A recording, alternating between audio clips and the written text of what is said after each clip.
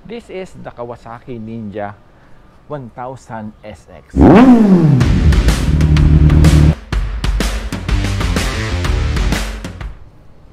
And this is the Versys 1000 SE.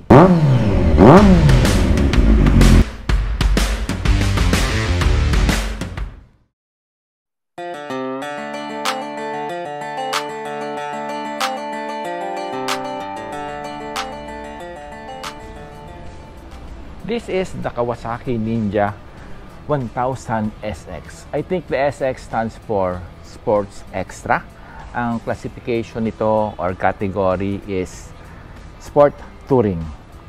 Siya ay may makina na 1043cc ang displacement at may lakas na 143 brake horsepower. Meron din siyang 111 Nm of torque at 8,000 RPM. Ang kanyang tangke ay naglalaman ng 19 liters at ang consumption niya ay mga 17 kilometers per liter. Seat height is about 835 mm. May bigat siya na 238 kilograms. Transmission niya is a 6-gear wet multipole. Braking system is dual disc front, ABS. Ayun siya, dual disc. Okay. At sa likod ay single disc na sa likod, pero ABS din siya. Features niya, well, for the wheels and tires, meron siyang alloy wheels. Front ay 120 by 70 by 17. Yan yung tire size niya. Although nagpalit na ako ng gulong, no? Pero ng goma. Ang stock nito ay Batlux. So, pinalitan ko siya ng Pirelli. This is, I think, Super Corsa. Okay, so, yan yung front niya. Hindi na rin nagpalit ng size. Then, sa likod, ang stock nito ay 180 or 190 by 50 by 17. However, pinalitan ko na rin siya ng Diablo Super Corsa with 200 by 55 by 17. For the features, economical riding indicator, Kawasaki traction control, ABS and switchable traction control, assist and slipper clutch, electronic cruise control, and quick shifter and auto blip.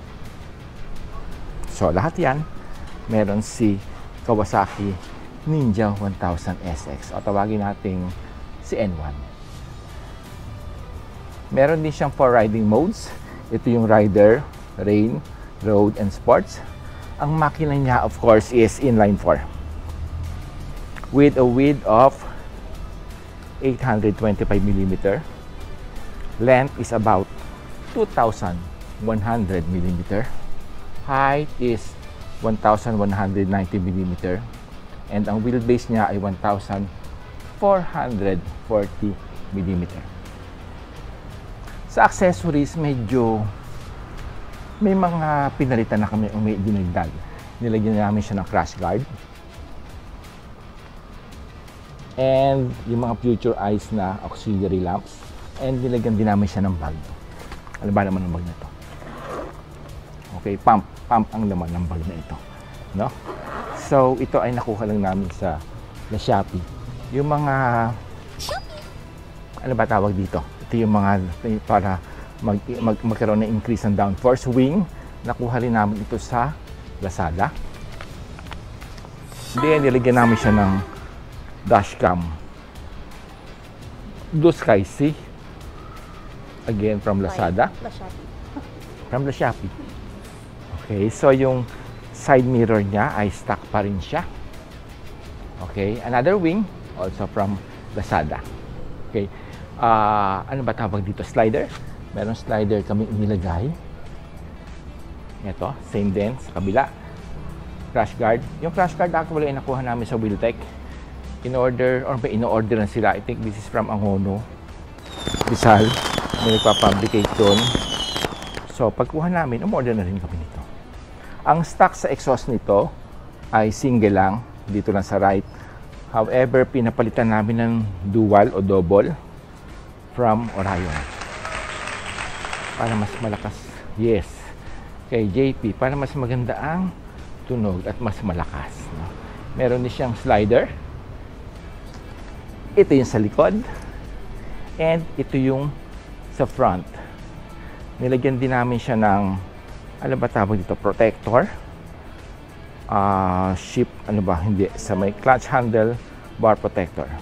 So, ito yung mga switches niya. Alam nyo guys, ang Ninja or ang N1, medyo neglected siya, no? Hindi siya masyadong nabibili. Although, ang price niya ay 718,000 lang.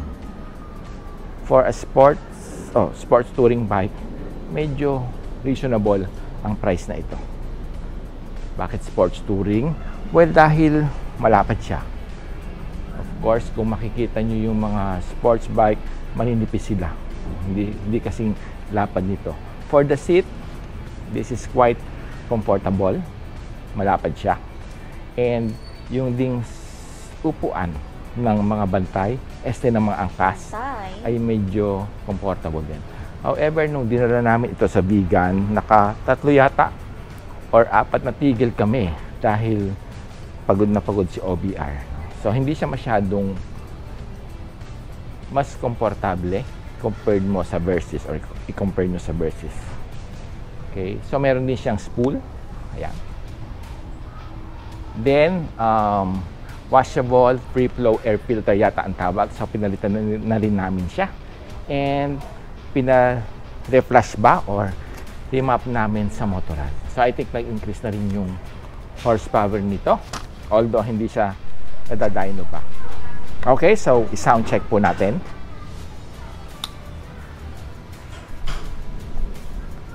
Okay. Yan. Yan po ang exhaust ni N1. So, dalawa siya. Kaya mas maingay.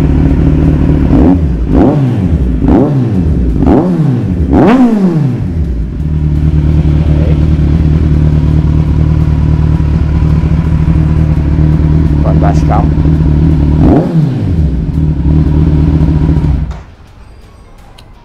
So yan. Yan si N1 or si Ninja 1000 SX.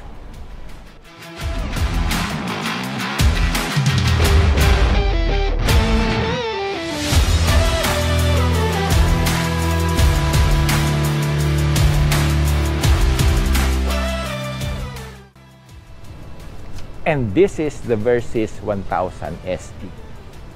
Obviously, I think ang SE stands for Special Edition. Okay. Ayan siya. Si Versys, or si B1, tawagin natin siyang si B1, ay may parehong engine displacement. 1000, actually parehong engine. 1043cc or cubic centimeter ang kanyang displacement. However, meron lang siyang 119 brake horsepower, 102 Newton meters of torque at 8,000 RPM. So, I don't know, hindi ko alam kung bakit mas mahina siya, pero pareho naman ang displacement. So, you guys na alam niyo yung difference when it comes, baka siguro dahil iba ang cylinder head, ang bulbs, baka mas malaki. Tinanong ko actually ito sa mga dealer or sa dealer, no? Then, ang sabi nila dahil daw sport touring si Ninja or si N1, kaya mas malakas. Which is, syempre, hindi naman yun ang tamang sagot doon kasi hindi naman kinaklasify doon, no? Ang pinag-uusapan ay makina. So, saan nagkaroon ng difference? Pareho ng displacement, however, mas mahina siya. 119 horsepower at 102 Newton meters of torque. Samantalang si N1 ay about 138 brake horsepower. So, comment down below, please, yung mga viewers, no, na alam yung difference. Anyway, si Ninja, or sorry, si V1, si Versys, ang classification niya ay isang touring bike. Ang kanyang fuel tank ay 21 liters. Mas malaki ng 4 liters kaysa kay N1. At 19 kilometers per liter. Seat height is about 841 mm. So, medyo mas mataas siya. And ang bigat niya ay about 257 kilograms. So, napakabigat po ng motor na ito. Meron din siyang transmission. 6 gears, wet multiple. Same lang kay N1. Alloy wheel, front is 120 by 70 by 17. Stock pa din po ito. This is the Batlux, Bridgestone Batlux tires. While sa rear, 180 by 55 by 17. So, ito yung stock. However, again, pinalitan na po namin ito ng Diablo Corsa 4 with 200, again, by 55 by 17. When it comes to the exhaust, so pinalitan namin siya ng Orion muffler. Tinanggal na rin yung bread box. May slider na inilagay. Top box is by Hepco and Becker. So yung mga na-mention namin kanina na mga features niya, economical riding indicator, Kawasaki traction control, ABS and switchable traction control, assist and slipper clutch, electronic cruise control, quick shifter and auto blip. Meron din lahat si Versys o si V1. And dinagdagan ito ng management or Kawasaki management cornering function and cornering lights. Ito siya. Meron siyang I think 3 bulbs, 3 lights na nagla-light up kung naglilin kayo. So kung mas linalin yung motor, mas 3 ilaw na yung ilaw sa kanya. Kawasaki electronic suspension control. Yan siya. Okay. 4 riding modes. Meron din siyang 4 na riding modes. Rider, Rain, Road, and Sports. Inline 4 din yung kanyang makina. Of course, dahil nga pareho sila kay Ninja or kay N1. Dimension ng capacity for the width, this is 950mm. Obviously, mas malapad siya. For the length is 2,270mm. And height is 1,491mm. Wheelbase is 1,519mm. Okay. For the accessories, nilagyan namin siya ng Hepco and Becker crash guard. Yan siya. And Sercomoto na mga auxiliary lamps. Ito sa right. And ito naman sa left. Then meron na rin siyang side panniers. Hepco and Becker din yung nakalagay dito. Same with the top box. For the saddle, mas komportable siya. Kita nyo naman ang lapad niya. And ganun din ang lapad ng upuan ni OBR. Kaya nung nagpunta kami ng Bigan, ay 2 tigil na lang kami. Before ay 4, nung nasa Ninja 1000 SX. Foot pegs, pinalitan din namin siya ng SW Motec. Mas malapad siya with rubber. Ito ay mga slider lang. Nilagay din namin for extra protection. Same with, of course, sa left, no? Yan siya. And additional foot pegs, again, para kay OBR. Kasi pag merong pannier, umaabot siya dito, and kaunti na lang yung tinatapakan ni OBR, kaya dinagdagan ng ganito. Yes, extra. Courtesy of Toto and Celios Garage. Dito lang po sa tapat namin yun. Nilagyan din namin itong extra container para sa mga tools. Yan. Okay. Yun nga palang side mirror nito. Hindi po ito yung stock. Ito ay side mirror ng Z1. So, mas maganda siya kasi. Although, nagdagdag ako ng mount niya. Yan. Meron din siyang Blue Sky Sea na dashcam o yung monitoring system. And of course, yung mga phone holders. Yan. Ito pong nasa front, what do you call this? Headlights, headlamps cover. Ito ay courtesy of La Shopee. Ito rin po, itong big na ito ay courtesy of La Shopee. Yung engine protector sa likod, ayan, ilalim. Sa ilalim. Ito po ay gawa ni Miggy Youngson. So, hindi masisira agad yung inyong exhaust kapag sumayan. Matibay. Dual disc din siya. ABS ang kanyang braking system. Single disc din sa likod, tulad ni M1. ABS din. Ito actually ay washable pre-flow air filter na rin. Sa pinalitan na rin namin. Yung remapping or reflashing ba ang tawag doon. Ito ay ginawa ni Mototank. So yung stock niya ay may horsepower na 119. Ngayon po, because of the pre-flow air filter, change ng muffler, and sa remapping ni Mototan, nung pinadyno namin, or dinyno kay Mototan actually, umabot na siya na 137 brake horsepower. So, malaki yung increase niya. Okay, kaya namin pinalitan ng rear tire, kasi yung stock nito parang maigsi lang. Parang hanggang dito na siya. So, parang masyado mahaba. So, nung palitan namin ng malaking tire sa likod, ay parang pumantay na siya.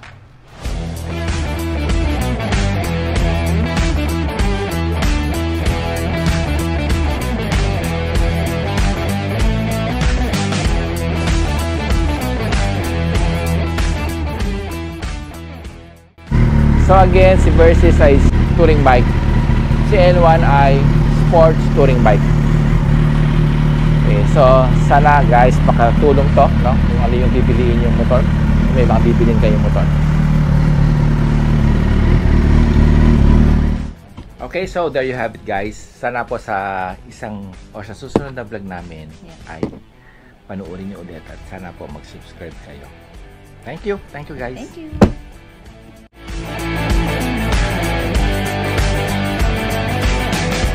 ABS din. Meron siyang